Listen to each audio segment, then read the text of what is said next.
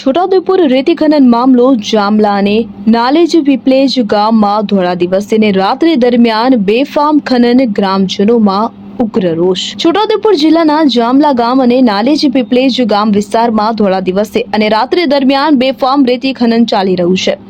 ગામ લોકોએ ગેરકાયદે ખનનનો વિડીયો બનાવી અને સામાજિક મીડિયા પર વાયરલ કર્યો છે। સ્થાનિક લોકોનો આક્ષેપ છે કે જો વહેલી તકે આ ખનન બંધ નહીં કરવામાં આવે તો છોટાઉદેપુર જિલ્લાના ઓરસંગ નદી પર આવેલા રેલવે પુલ અને ઓરસંગ નદી પુલ પણ સિહોદ પુલ જેવી સ્થિતિનો સામનો કરી શકે છે। લગભગ 3 વર્ષ પહેલા ચોમાસામાં સિહોદ પુલ ધોવાઈ ગયો હતો, તે આજ સુધી બન્યો નથી।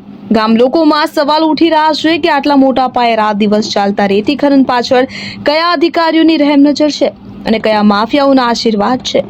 ખનિજ વિભાગ અને પ્રશાસન શા માટે ચૂપ છે? નવો મુદ્દો એ છે કે જામલા ગામના કેટલાક ટ્રેક્ટર ચલાવનારા પણ ઇન્સ્ટાગ્રામ સ્ટોરી દ્વારા ખનન બતાવી રહ્યા છે, છતાં તંત્રને દેખાતું નથી। આ વાત ગ્રામજનોમાં ભારે ચિંતાનો વિષય બની છે। પ્રશાસન અને ખનિજ વિભાગની ગૌણ કાર્યવાહી પ્રશ્નલાયક બની છે અને ગામ લોકોનું મંતવ્ય છે કે તંત્ર ઘોર નિંદ્રામાંથી જાગવું પડશે। શકીલ બલોચ દ્વારા છોટાઉદેપુર।